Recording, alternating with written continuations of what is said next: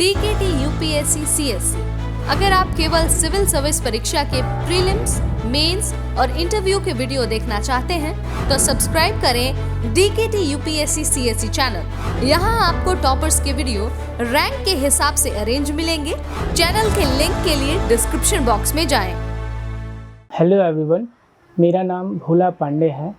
मैंने 7th to 10th JPSC exam में 8वां स्थान प्राप्त किया है और मुझे प्रशासनिक सेवा प्राप्त हुआ है। हमने अपनी प्रारंभिक शिक्षा अपने मूल निवास स्थान गिरिडीह जिला से प्राप्त किया।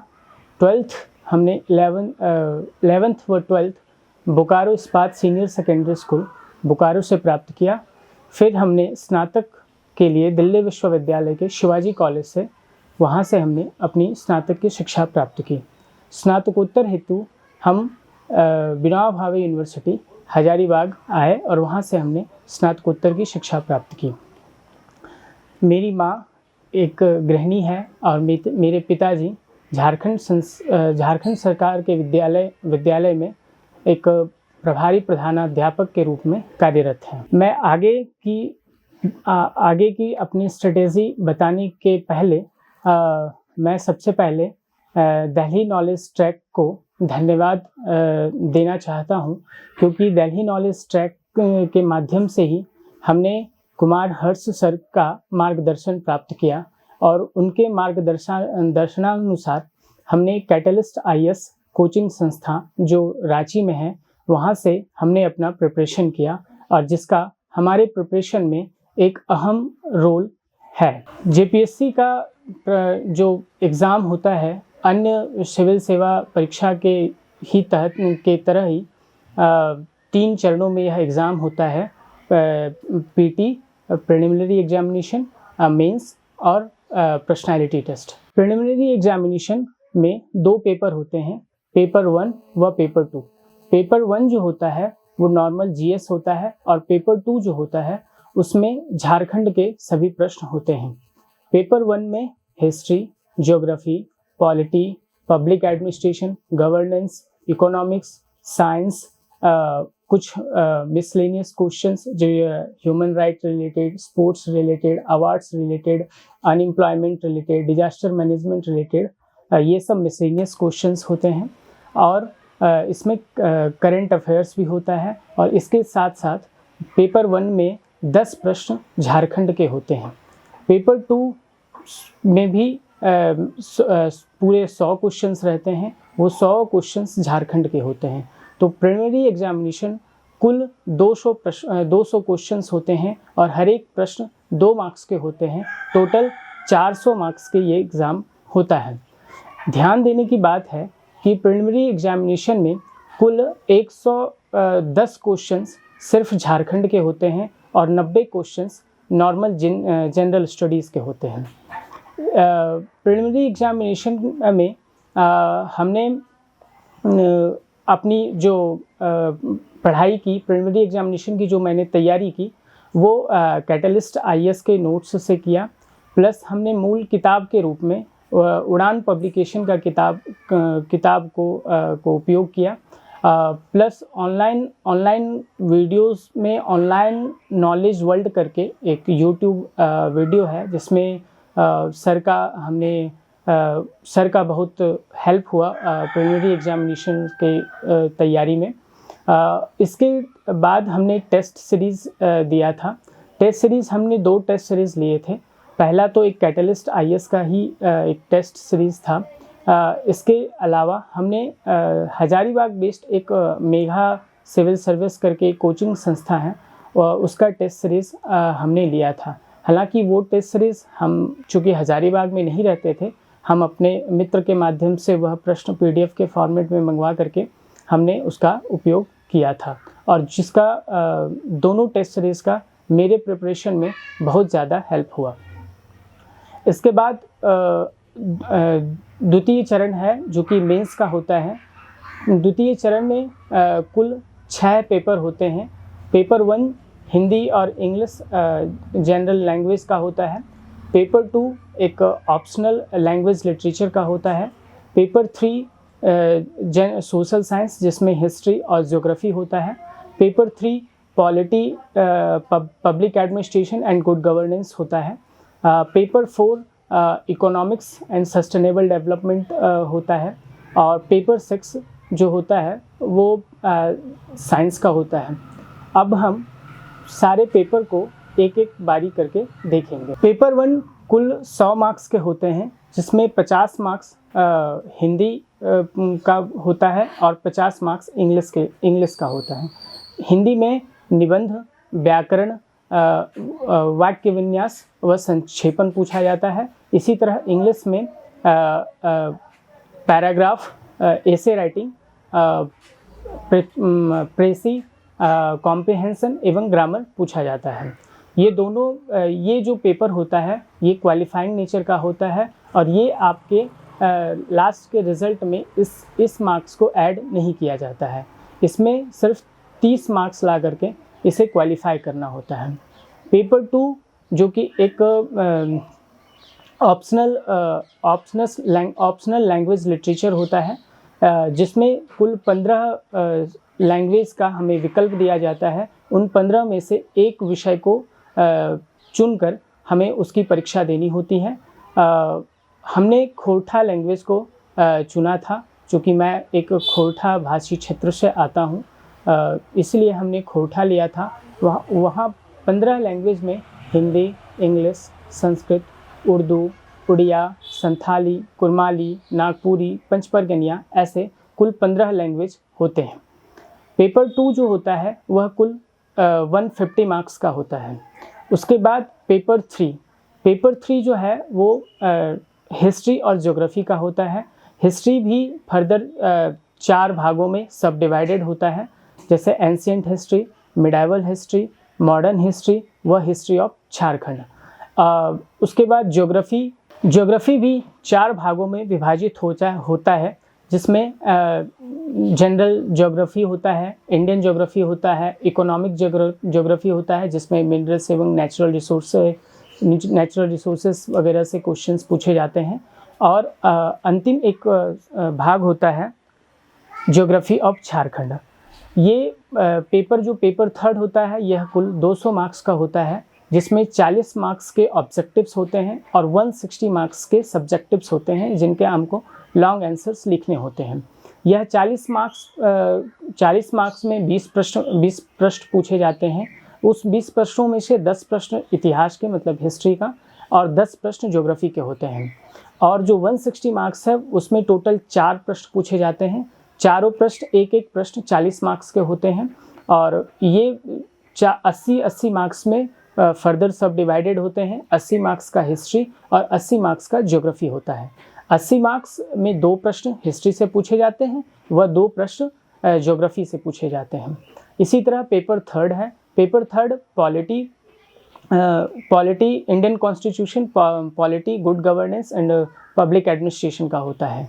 यह भी फर्दर 2 भागों में विभाजित है, जैसे Indian constitution and polity and public administration and good governance. इसमें भी 40 मार्क्स के ऑब्जेक्टिव्स होते हैं, 160 मार्क्स का सब्जेक्टिव्स होता है, जिसके हमें लॉन्ग आंसर्स लिखने होते हैं। 40 मार्क्स भी फर्दर सब डिवाइडेड होता है कि 20 मार्क्स इंडियन पॉलिटी एवं कॉन्स्टिट्यूशन से रहता है व 20 मार्क्स जो है ऑब्जेक्टिव्स के वो पब्लिक एडमिनिस्ट्रेशन व गुड गवर्नेंस से होता है। उसके बाद 160 मार्क्स का भी फर्दर सब डिवाइड होता है 80 मार्क्स में। 80 मार्क्स इंडियन पॉलिटी एवं कॉन्स्टिट्यूशन से होता है व 80 मार्क्स पब्लिक एडमिनिस्ट्रेशन व गुड गवर्नेंस से होता है। हालांकि इस बार के जो प्रश्न आए थे इसमें जो ऑब्जेक्टिव्स थे उसमें पब्लिक एडमिनिस्ट्रेशन के ऑब्जेक्टिव्स नहीं मिले थे, तो इस चीज़ का विशेष ध्यान देना है कि ऐसी छोटी मोटी जो व्यवधान है या फिर बिना सिलेबस का पूछे जा सकते हैं, मतलब कि इस पैटर्न को ना फॉलो किया जाए, ऐसा हो सकता है। तो मेरा सलाह होगा कि उन सभी अभ्यर्थियों से कि इन छोटी मोटी चीज़ों के लिए आप परेशान ना हो और इनके लिए आप पूर्व से ही तैयार रहें। अब आता है पेपर 5 का। पेपर 5 जो होता है Indian economy, globalisation and sustainable development का होता है।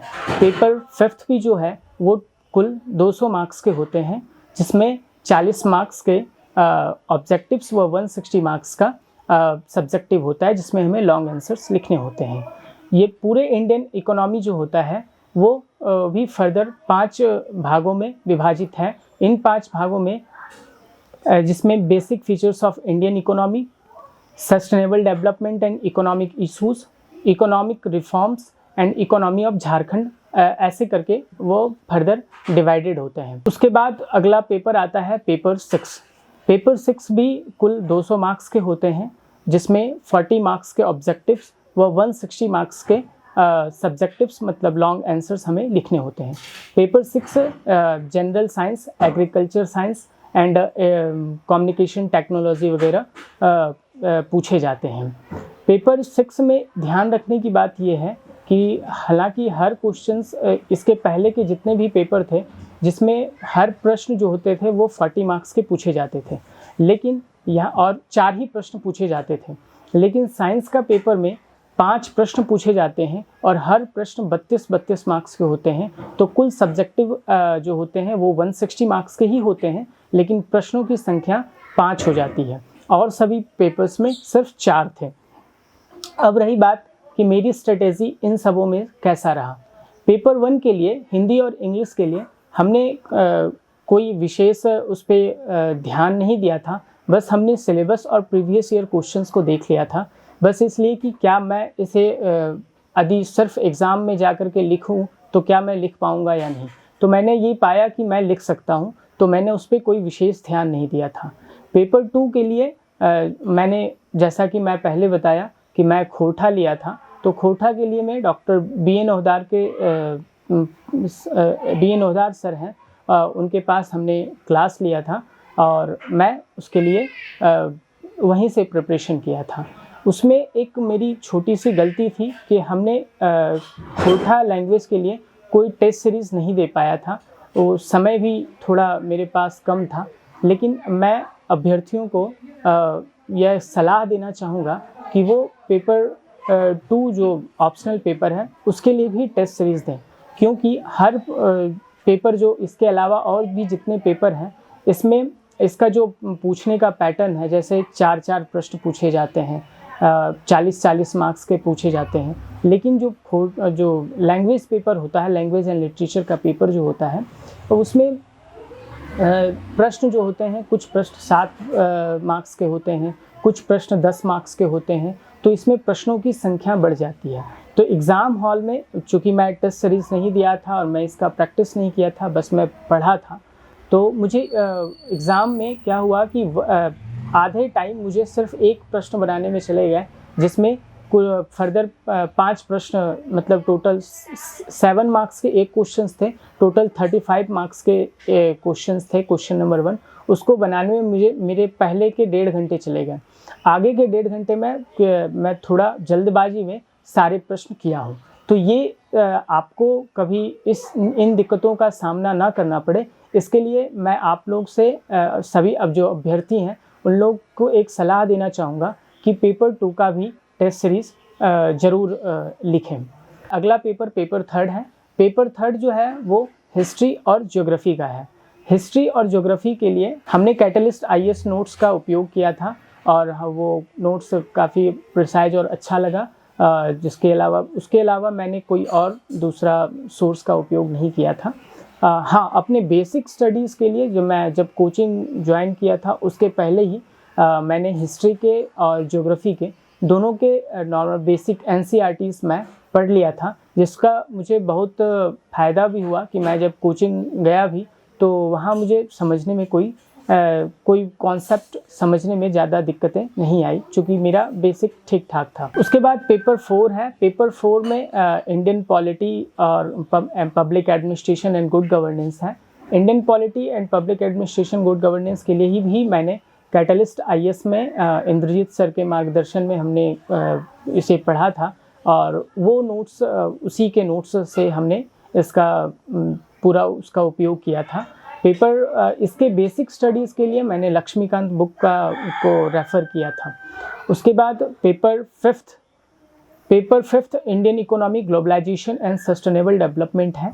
पेपर 5 के लिए भी हमने वहाँ विशाल सर के मार्गदर्शन में कैटलिस्ट IAS के कोचिंग संस्था में हमने नोट्स प्राप्त किया था और हमने नोट बनाया था।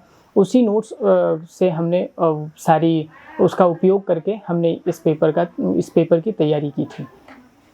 इसके बाद पेपर 6 है जनरल साइंस।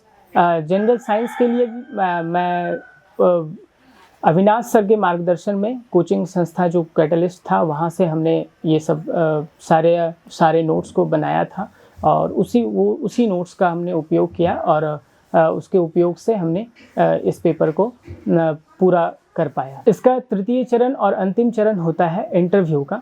इंटरव्यू के लिए हमने कुल 4 मॉक टेस्ट दिए थे, इसमें से 3 मॉक टेस्ट हमने कोचिंग संस्था कैटलिस्ट IAS में ही दिया था और एक मॉक टेस्ट हम विकास श्रीवास्तव सर हैं जो कि झारखंड पुलिस सेवा में कार्यरत हैं। वो अपने कार्य को करते हुए, अपने कर्तव्य को पालन करते हुए भी हम अभ्यर्थियों के लिए बहुत कार्य करते हैं और उन्होंने भी एक फ्री मॉक टेस्ट ऑर्गेनाइज़ किया था।